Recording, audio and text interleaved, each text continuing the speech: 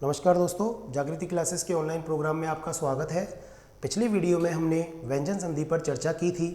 व्यंजन संधि पढ़ते समय हमने व्यंजन संधि की सामान्य जानकारियाँ पढ़ी कि किस प्रकार से व्यंजन संधि में 2 वर्ण पास आते हैं और 5 स्थितियाँ बनती हैं।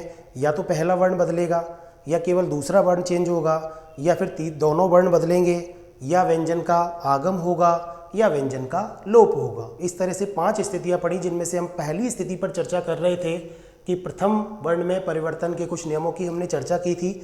उसी कड़ी में हम आगे नियमों को पढ़ेंगे। पिछले वीडियो में हमने पहला नियम घोषीकरण का नियम पढ़ा था, जिसमें ये कचट तब के बाद में घोष वर्ण होने पर, यानी अघोष के बाद में घोष होने पर बाद वाला जो घोष है वो पहले वाले को भी अपने जैसा बना लेता है, यानी सेम उच्चारण स्थान जैसा बना लेता है।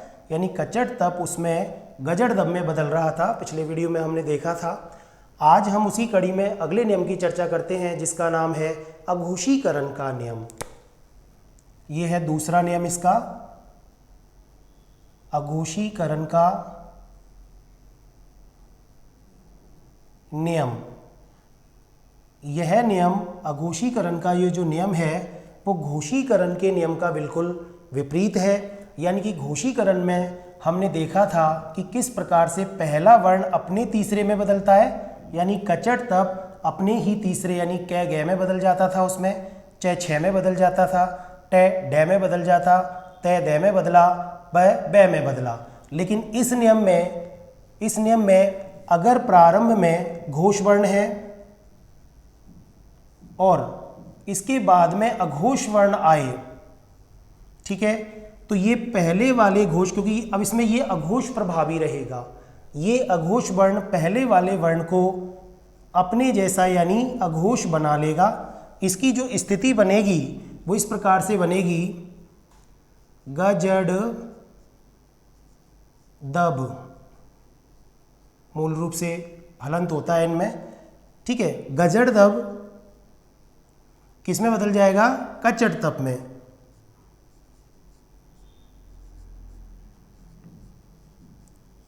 ठीक है, यानी कि गजड़ दब तो है कौन सा? तीसरा वर्ण, और ये अपने पहले वर्ण में बदल रहा है, ठीक है, ये पहला वर्ण है, तीसरा वर्ण बदल रहा है अपने पहले वर्ण में। लेकिन बात ये आती है कि किस स्थिति में बदलेगा। तो उसके लिए हमने ये देखा कि घोष के बाद में अघोष वर्ण आए। अब अघोष वर्ण कौन से हैं? अघोष वर्ण होते हैं वर्ण का, यानी इन वर्गीय व्यंजन का पहला और दूसरा, यानी कि सारे कचट तप वाले वर्ण, और ख छ ठ थ फ ये वाले वर्ण दोनों। इसके बाद में तीनों श, ये वाले, ये तीनों श, ठीक है, इनको क्रम से ही लिखें इस प्रकार से। मूल रूप से हलंत होता है इनमें, ये हम लगा देते हैं। तो अगर घोष वर्ण के बाद में, गजड़ दब के बाद में ये वर्ण आए, कौन से? अघोष वर्ण। कौन से वर्ण? अघोष वर्ण। अब पहले दूसरे में ये आ जाएंगे कचट तप और ये, ठीक है। तो अगर इन वर्णों के बाद में ये वर्ण आए, ठीक है, यानी घोष के बाद में अघोष वर्ण आए, तो ये अघोष वर्ण अपने ही अघोष वर्ण में बदल जाएगा, यानी तीसरा वर्ण अपने पहले वर्ण में बदल जाएगा। कुछ एग्जाम्पल हम पहले तो उन शब्दों की मैं चर्चा करता हूँ, किन किन शब्दों में ऐसा होगा। देखिए, जैसे हम एग्जाम्पल भी देख लेते हैं। यह नियम पहले वाले नियम का, यानी घोषीकरण का नियम जो हमने पढ़ा था, ये घोषीकरण का उल्टा विपरीत नियम है। यहां पर लिख लें आप, ये घोषीकरण के नियम का एकदम विपरीत नियम है। देखिए, जैसे शरद के बाद में वर्ण आया काल, ठीक है। अब देखिए, ये काल यानी कै वर्ण कौन सा है? पहला वर्ण है, ठीक है, पहला वर्ण मतलब अघोष हो गया। दे कौन सा वर्ण है? तीसरा वर्ण है। तथा तय वर्ग का तीसरा वर्ण है, कौन सा है? घोष वर्ण। तो घोष के बाद में अघोष आया, यानी कि ये तीसरे के बाद में ये पहला वर्ण आया, ये स्थिति बनेगी। तो ये तीसरा भी किस में बदल जाएगा? अपने पहले में, यानी दे किस में बदल जाएगा? तय में बदल जाएगा। सिंपल है। तो क्या लिख सकते हैं इसको? शरत काल। क्या बन जाएगा? ये शरत काल बन जाएगा। समझ में आ गया? इस एग्जाम्पल से क्या बन जाएगा? शरत काल बन जाएगा। ऐसे ही दूसरा शब्द लेते हैं, शरद की जगह अगर मान लो यहाँ पर पूर्णिमा हो, पूर्णिमा, ठीक है, इधर हो शरद और इधर हो पूर्णिमा, तो क्या बन जाएगा? ते का दे बन जाएगा, क्योंकि पे क्या है? अघोष वर्ण है, तो ये बन जाएगा शरत पूर्णिमा। अब इसको मिलाकर के बोलेंगे तो शरद पूर्णिमा ही ये बनेगा। जनरली हम क्या करते हैं, बोलते समय शरद पूर्णिमा बोल देते हैं, लेकिन साथ में मिलाकर के अगर बोलेंगे तो ये बोलेगा शरद पूर्णिमा, शरद पूर्णिमा। ऐसे ही अगर इसके साथ समारोह शब्द जोड़ें, शरद प्लस समारोह, तो ये क्या बन जाएगा, क्योंकि से क्या है, ये देखिए से क्या है, अघोष वर्ण है, यानी कि ये पहले दूसरे वर्णों के साथ में ये तीनों, ये कुल मिला के कितने हो गए 10, तो ये हो जाएंगे 5, 5 10 और 3 13, 10 प्लस 3 13 जो वर्ण हैं ये अघोष वर्ण है। ठीक है, तो ये क्या बन जाएगा, ते का, यहाँ दे का क्या बन जाएगा, त बन जाएगा, तो शरद समारोह बन जाएगा, ये शरद समारोह बन जाएगा। ठीक है, समझ में आ रहा है। ऐसी कुछ और एग्जाम्पल हम लेते हैं, जैसे देखिए रिद, रिद कहते हैं हृदय को, ठीक है, हार्ट को, तो रिद प्लस कंप। अब क्योंकि ये क्या है, अब बार बार में आप जब अभ्यास करेंगे तो आपको पता चल जाएगा कि ये कै वर्ग, यानी कि ये कै वाले कचट तप और ये ख छ ठ थ फ, ये दोनों वर्ण, पहला और दूसरा अघोष वर्ण है, और इनके पहले अगर कोई भी घोष वर्ण आता है तो वो घोष ना रह के अपने ही वर्ग का अघोष बन जाता है। ठीक है, अब देखिए रिद प्लस कंप का क्या बन जाएगा, रित कंप, रित कंप, ये क्या बन जाएगा, रित कंप बन जाएगा। ठीक है, कुछ और एग्जाम्पल हम लोग देखते हैं इसके। देखिए अब कुछ एग्जाम्पल और देखते हैं, जैसे इसमें मृद, मृद शब्द से भी बनते हैं, जैसे मृद प्लस पात्र, मृद प्लस पात्र, देखिए क्या बन जाएगा, पै कौन से वर्ग का है, पै किस वर्ग का है भाई, पै पहला वर्ग है यानी अघोष है। ठीक है, इस अघोष को देखते हुए दे कौन सा वर्ग है, ये कौन से वर्ण है सारे, ये तीसरे वर्ण है। ठीक है, ये तीसरा अपने पहले में बदल जाएगा, तो यानी कि क्या बन जाएगा, मृत पात्र, मृत यानी मिट्टी, तो ये क्या बन जाएगा, मृत पात्र, क्या बन जाएगा, मृत पात्र यानी मिट्टी का पात्र बन जाएगा ये। जैसी देखिए आपद, आपद यानी मुसीबत को बोलते हैं, आपद प्लस ती, तय क्या वर्ग है, पहला है अघोष है, तो दे किस में बदल जाएगा, तय में बदल जाएगा, ये बन जाएगा आपत्ति। ऐसे ही विपद प्लस टी, ये क्या बन जाएगा, ये बन जाएगा विपत्ति। भाई एकदम सरल है, बिल्कुल उसका उल्टा नियम है। पहला वाला जो नियम हमने पढ़ा था घोषीकरण का, उसका एकदम विपरीत है, उसमें कचट तप गजड़ दब में बदल रहे थे, और यहाँ पर गजड़ दब कचट तप में बदल रहा है। इंपॉर्टेंट ये है कि ये वाली बाद वाली स्थिति आपको याद रखनी है। इसमें बाद में अघोष वर्ण आ रहे हैं, और घोषीकरण के नियम में इधर क्या था, घोष वर्ण थे। बस ये चीज़ हमें याद रखनी है। ऐसी देखिए कुछ और एग्जाम्पल हम यहाँ लेते हैं।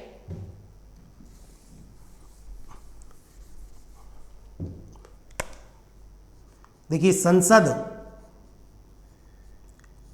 अब देखिए वैसे तो जनरली हम संसद को बिना हलंत का लिखते हैं, लेकिन संस्कृत की दृष्टि से जब संधि में आएगा तो ये, क्योंकि हिंदी में चलन से हलंत हट जाता है, लेकिन मूल शब्द जो है संसद है, ये सम प्लस सद से बना है।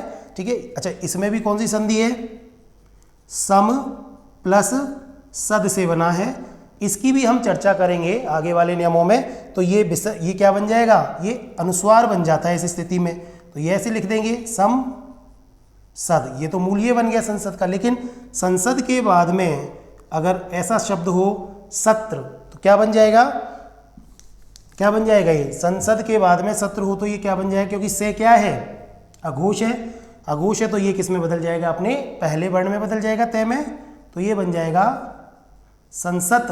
ठीक है, सत्र क्या बन जाएगा, संसद, संसद सत्र, संसद सत्र, इस तरह इसको बोलेंगे। ऐसे ही देखिए एक उदाहरण, ये एग्जाम में बहुत बार पूछा जाता है, उपनिषद, ये इसका सही रूप है।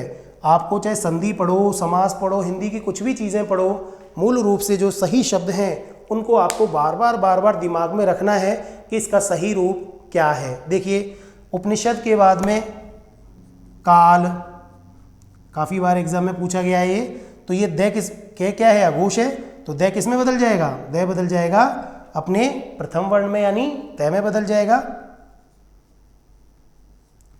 उपनिषद काल, ये क्या बन जाएगा?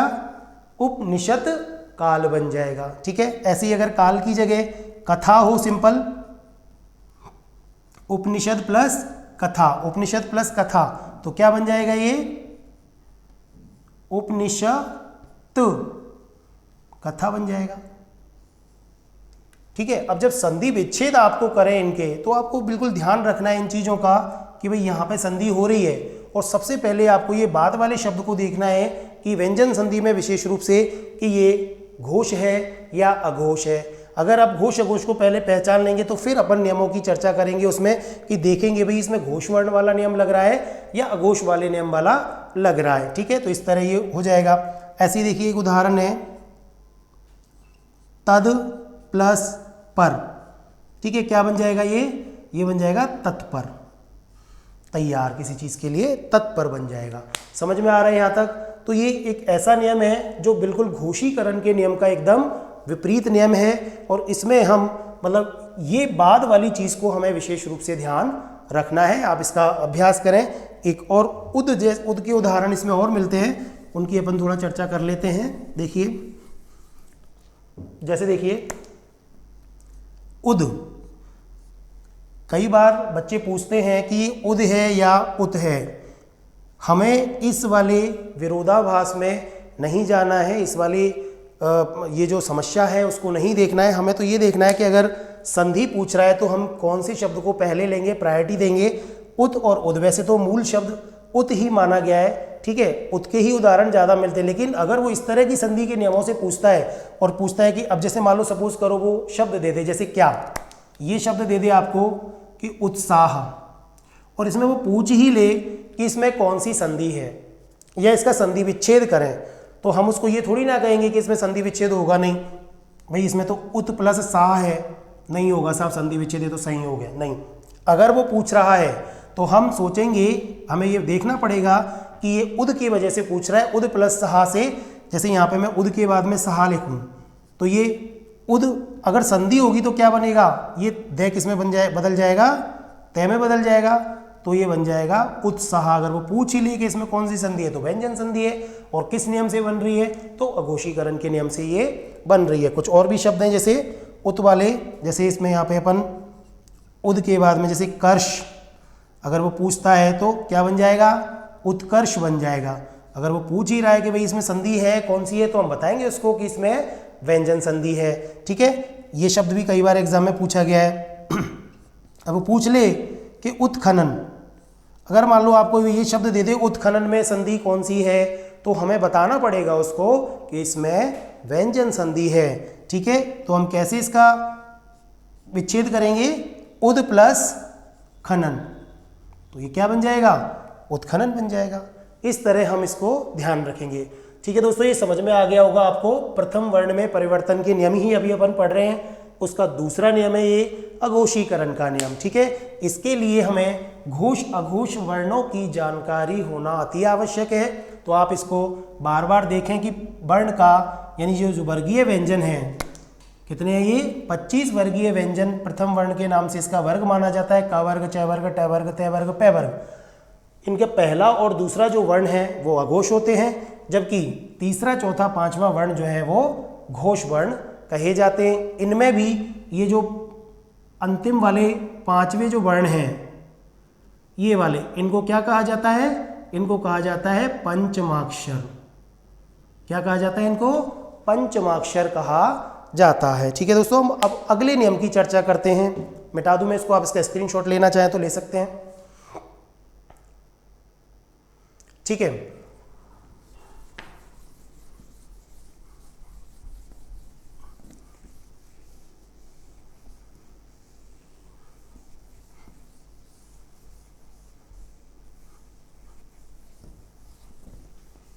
देखिए इसका तीसरे नियम की अपन चर्चा करते हैं। पहला नियम हो गया घोषीकरण का, दूसरा अघोषीकरण का नियम हो गया। तीसरा भी बहुत महत्वपूर्ण नियम है, नियम का नाम है उत्तर अनुनासिक। तीसरा है नियम, इसी कैटेगरी का है ये। प्रथम वर्ण में परिवर्तन के ही नियम हम पढ़ रहे हैं। उत्तर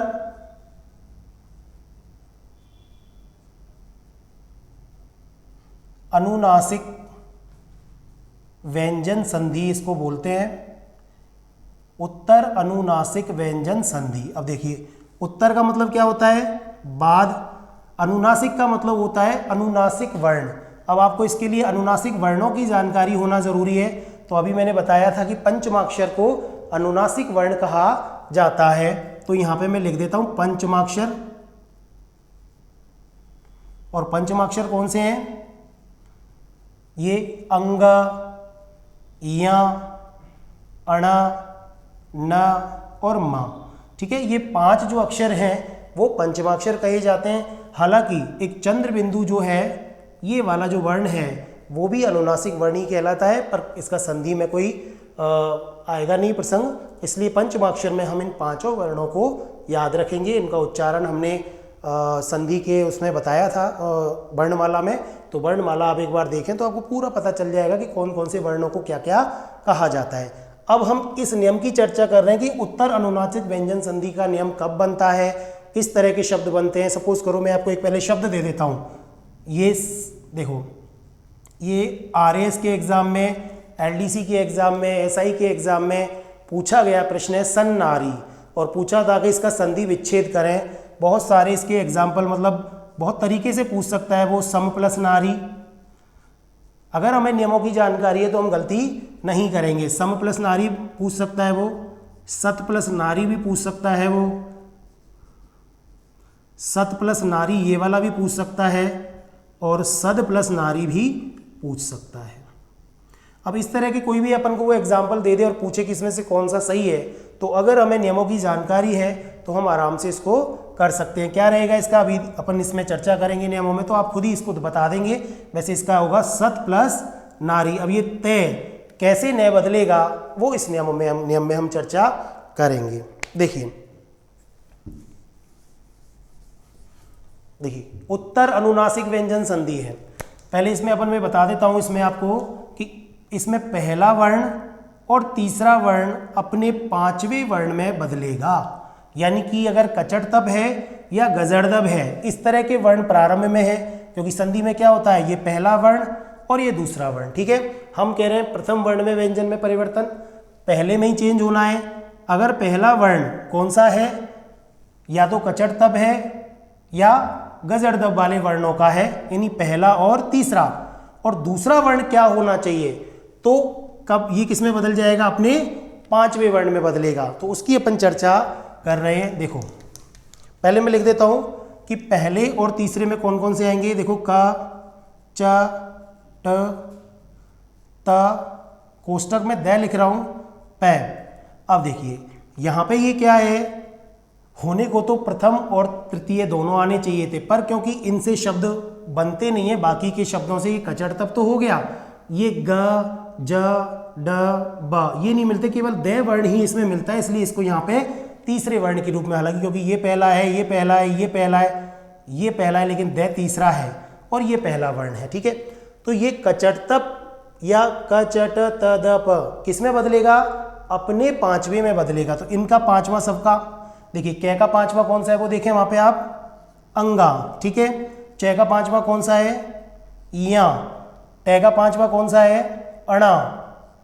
तय और दे का दोनों का 5वां, क्योंकि एक ही वर्ग के हैं दोनों, इनका 5वां कौन सा है, न। और पै का 5वां कौन सा है, मा। ठीक है, ये वाले पहले तीसरे वर्ण अपने 5वें में बदलेंगे, लेकिन बात आती है कब बदलेंगे। तो आप ये ध्यान रखें कि अगर इनके बाद में कोई भी पंचमाक्षर हो,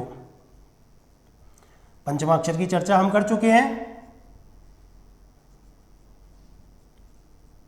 ठीक है, कोई भी पंचमाक्षर इन शब्दों के बाद आए तो ये अपने अपने 5वें में बदल जाएंगे, अर्थात ये सारे भी 5वें और बाद वाला भी 5वां। तो आप अभी वो शब्द आपने जो देखा था सन्नारी, तो इस तरह की रूपरेखा जैसे ही आपको शब्द में नजर आए, क्योंकि दोनों क्या है, न है, यानी दोनों ही 5वें, तो आपका ध्यान इस नियम पे एक बार जरूर जाएगा। यानी संख्या की दृष्टि से अगर अपन देखें तो स्थिति क्या बनेगी, संधि शब्द में 55 जैसी स्थिति बनेगी, 5 दोनों 5वें दिखेंगे।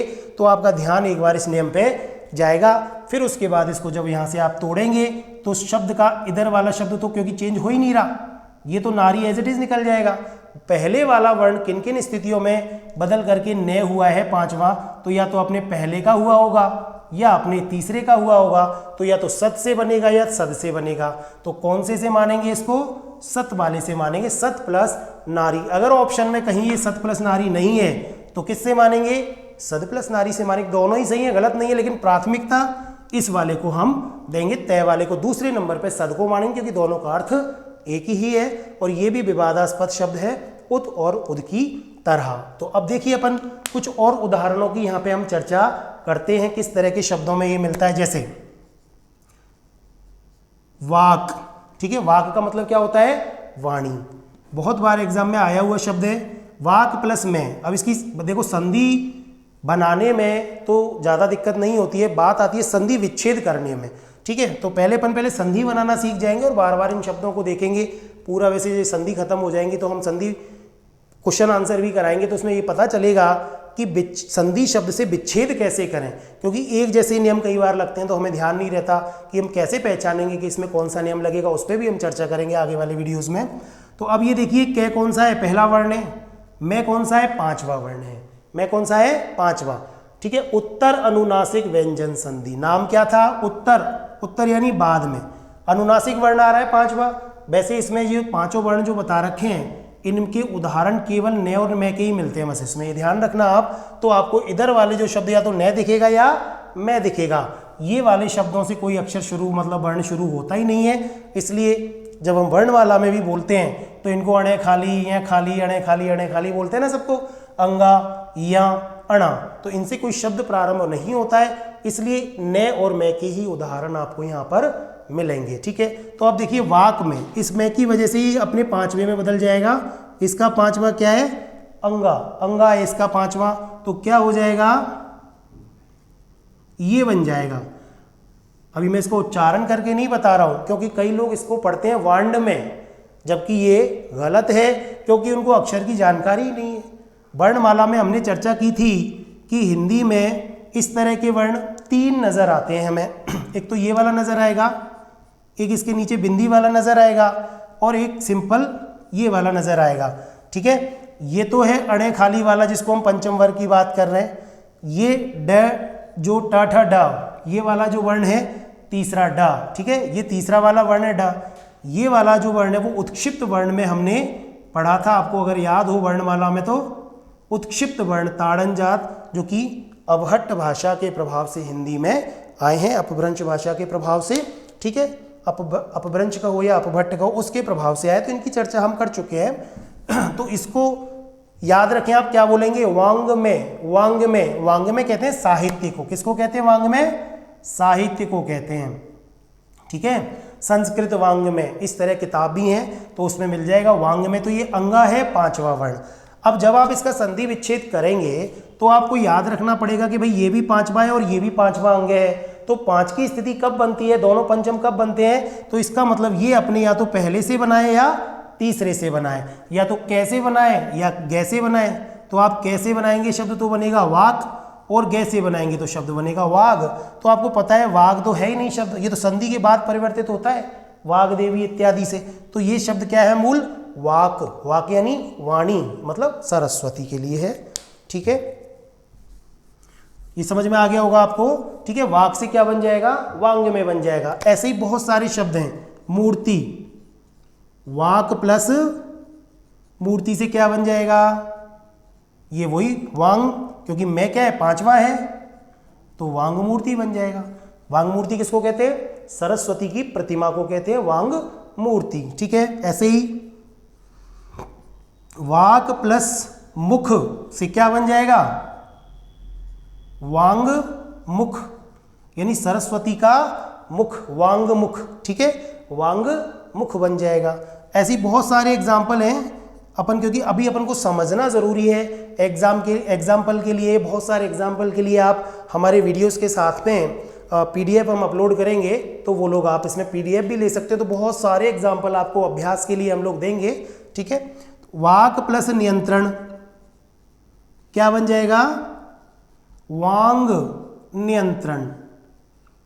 क्या बन जाएगा? ये वांग नियंत्रण बन जाएगा। और इस तरह जो लिखा जाता है, क्योंकि अर्धवर्ण जो है वो इसके अंदर आता है, तो इसको कैसे भी लिखा जाता है, ये से अंदर आ जाएगा ऐसे, और ये नी पे मात्रा लग जाएगी, ऐसे भी मिल सकता है आपको, वांग नियंत्रण। ठीक है, और लिखा इसी तरह से जाता है, आदि मात्रा को ऐसे नहीं लिखते हैं। ठीक है, तो इस तरह लिखेंगे आप, इसको समझ में आ रहा है। ठीक है, आगे और हम उदाहरणों की चर्चा करते हैं। देखिए वाक्य वाले उदाहरण, अब जैसे दिक्, एक दिक् शब्द है, उससे भी बहुत सारे एग्जाम्पल मिलते हैं। दिक् का मतलब क्या होता है? दिशा। ठीक है, दिक् से मतलब क्या होता है? दिशा। जैसे दिक् प्लस नाग, दिक् प्लस मंडल, क्या बन जाएगा? कै के बाद में पंचम है ने। ठीक है, ने, तो ये भी अपने पांचवें में बदल जाएगा, मतलब इसका कै का पांचवा वही अंगा। तो दिंगनाग, दिंगनाग एक व्यक्ति भी हुए हैं फेमस, ठीक है, लेखक दिंगनाग, और दर्शन शास्त्री थे। ठीक है, दिंग और दिक् का मतलब दिशा होता है, दिशा रूपी नाग, इस तरह भी इसका शब्द बनता है। दिक् प्लस मंडल से क्या बन जाएगा? दिक्, दिक् प्लस मंडल से क्या बन जाएगा? दिंग मंडल, इस तरह बन जाएगा, दिंग मंडल, दिंग मंडल बन जाएगा। ठीक है, इस तरह के उदाहरण हमें मिल जाएंगे। जैसे और भी उदाहरण देखें, वणिक, वणिक होता है बनिया, महाजन, वणिक प्लस माता, अब ये भी पांचवा है, ये क्या है तो अपने पांचवें में बदल जाएगा, ये बदल जाएगा वणिंग माता, यानी उसकी माता, महाजन की, वणिये की माता बन जाएगा। ऐसे ही देखिए तिर्यक, तिर्यक का मतलब होता है तिरछा, टेढ़ा, तिर्यक मुख, इससे क्या बन जाएगा? तिर्यक मुख से तिर्यंग मुख।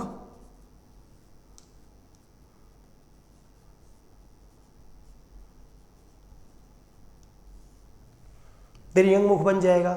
समझ में आ रहा है? ठीक है, ये हमने सारे ज़्यादातर उदाहरण अभी कह के बताए हैं, पर हमारे पास तो बहुत सारे वर्ण हैं और भी बहुत सारे उदाहरण हैं, समझना जरूरी है। उदाहरण बहुत सारे आपको मिल जाएंगे पीडीएफ के साथ में, समझना जरूरी है। देखिए अपन कुछ तय वाले उदाहरण लेते हैं, बहुत प्रसिद्ध उदाहरण है। हम जैसे वो एक शब्द है, आप पढ़ते होंगे एग्जाम में, जगन्नाथ। ठीक है, बहुत बार आता है, सब बच्चों को आता है कि जगत प्लस नाथ से बनेगा, लेकिन नियम पूछे कौन से नियम से बनेगा, तो अब देख लीजिए यही नियम काम करेगा इसमें। जगत प्लस नाथ से क्या बन जाएगा ये, क्योंकि ये न क्या है? पांचवा है, तय क्या है? पहला वर्ण है, तो ये पांचवे की वजह से ये अपने पांचवे में बदल जाएगा। तो तय का पांचवा कौन सा है? ये वाला ने, तो ये अपने पांचवे इस वाले ने में बदल जाएगा, क्या बन जाएगा? जगन्नाथ। अब आप नियम बता सकते हैं, कोई भी अगर आपसे पूछे कि कौन सा नियम है तो ये बता सकते हैं। ऐसे ही जगत प्लस नायक, अब तो बहुत सारे उदाहरण हैं, कई सारे जोड़ सकते हैं आप। जगन्नायक, जगत का नायक हो गया जगन्नायक। ठीक है, विष्णु भगवान का पर्यायवाची है, जगन्नायक बन जाएगा। ठीक है, बहुत सारे उदाहरण हैं। देखिए श्री मत, ये भी काफ़ी बार एग्जाम में पूछा गया है। श्रीमत नारायण, श्रीमत नारायण क्या बन जाएगा? श्री, क्योंकि तय क्या है? पहला है, ये पांचवा है, तो ये पांचवे में बदल जाएगा, तय का पांचवा वही ने, तो श्रीमन नारायण ये बन जाएगा श्रीमन नारायण बन जाएगा। ठीक है, सन्नारी हमने बता दिया है। ऐसी शट, बहुत अच्छा शब्द है शट, उससे भी एग्जाम्पल बहुत सारे पूछता है। जैसे शट प्लस मुख में पांचवा है, टय क्या है? ये टय वर्ग का पहला है, तो ये अपने पांचवे में बदल जाएगा। इसका पांचवा कौन सा है? अणा। ठीक है, तो ये किस में बदल जाएगा? अणा में। और इस तरह का अणा है, उसको आधा कैसे लिखते हैं? केवल ऐसे लिखते हैं, देखो ऐसे, ये बन जाएगा क्षण मुख, इसको आधे को ऐसे लिखा जाता है। ठीक है, वैसे मूल रूप से इस तरह लिखा जाता है, जब शब्द के व्यंजन के साथ जुड़ के मिलता है तो केवल ऐसे लिखा जाता है, षट मुख। षणमुख किसको कहते हैं? छह मुख वाला कौन है? षट यानी छह, मुख यानी मुख, मुंह, तो कौन है छह मुख वाला? कार्तिकेय, शिव जी का पुत्र कार्तिकेय को षणमुख कहा जाता है। ठीक है, ऐसे ही षणमुख, षट प्लस माता क्या बन जाएगा? क्षण माता बन जाएगा। ऐसे ही षट प्लस मातुर शब्द भी बनता है, ये काफ़ी बार एग्जाम में पूछा गया है, षण मातुर, ये भी बन जाएगा। ठीक है, इस तरह के शब्द इसमें बन जाएंगे। एक दो शब्दों की और चर्चा करते हैं। ठीक है, समझ में आ रहा होगा आपको कि उत्तर अनुनासिक, पहले अपन को बाद, क्योंकि व्यंजन संधि में आपको प्रथम और दूसरा वर्ण दोनों को, बाद वाले को हमें ज़्यादा ध्यान से देखना है, कईयों में बाद वाला भी बदलेगा, उसमें पहले वाले को देखना है, तो दोनों शब्दों को देखना है और फिर हमको नियम को ध्यान रखना है कि ये पांचवा है तो इसमें कौन सा नियम काम करेगा। जैसे देखिए इसमें कुछ उदाहरण है, जैसे मृत प्लस में, मृत, मृत का मतलब क्या होता है, मिट्टी, ये पांचवा है, टे पहला है, पांचवे में बदल जाएगा, टे का पांचवा वही अण है तो बन जाएगा मृण्मय। अब कई बच्चे किताबों में, गाइडों में, औरों में देख देख करके कंफ्यूज होते हैं, दिमाग में कंफ्यूजन नहीं लाना है हमें। ठीक है, ये बन जाएगा। अब कई लोग इसको मृत में से, अब जैसे मान लो ये मृण्मय, मृण्मय का मृत, मृत का मतलब क्या होता है, मृत, मिट्टी। अब मान लो एक शब्द है मृत, मरा हुआ, मृत में, अब ये तय के बाद में हमने देखा तय कौन सा वर्ग है, वही पहला है, यहाँ भी है तय, तय के बाद में इसमें भी क्या बनेगा, ये इसमें भी ये बनेगा तय का। अब देखिए यहाँ पर ये बन गया ये वाला मृत प्लस में, मृण्मय, लेकिन ये शब्द रॉन्ग है क्योंकि यहाँ पर मरा हुआ नहीं, मृत का मतलब मिट्टी से है, इसलिए ये वाला शब्द यहाँ पे रॉन्ग है, मृत से बनेगा ये शब्द, मृत में तो ये कई बार एग्जाम में पूछ लेता है, तो ये अशुद्ध शब्द है। ठीक है, तो ये कुछ उदाहरण है। एक और उदाहरण लेते हैं अपन, जैसे ये भी पूछा नहीं है एग्जाम में पर फिर भी पे का उदाहरण है, जैसे अप प्लस में, अप का मतलब हमने देखा था पिछली वीडियो में, अप किसको कहते हैं, पानी को कहते हैं, तो ये क्या बन जाएगा, पे प्रथम में, ये पांचवा है तो ये भी पांचवा, पे का पांचवा ये वाला ही में है तो ये दोनों में बन जाएंगे, ऐसे बन जाएगा अम्मे, अम्मे का मतलब होता है पानी युक्त मतलब। ठीक है, तो इस तरह ये उत्तर अनुनासिक व्यंजन संधि हमने यहाँ पे सीखी है। अभी हमारे ये प्रथम व्यंजन में परिवर्तन के नियम चल रहे हैं, इसमें 3-4 नियम और हैं जिनकी चर्चा हम आपको अगले वीडियो में करेंगे। उम्मीद है कि आपको ये समझ में आया होगा। धन्यवाद।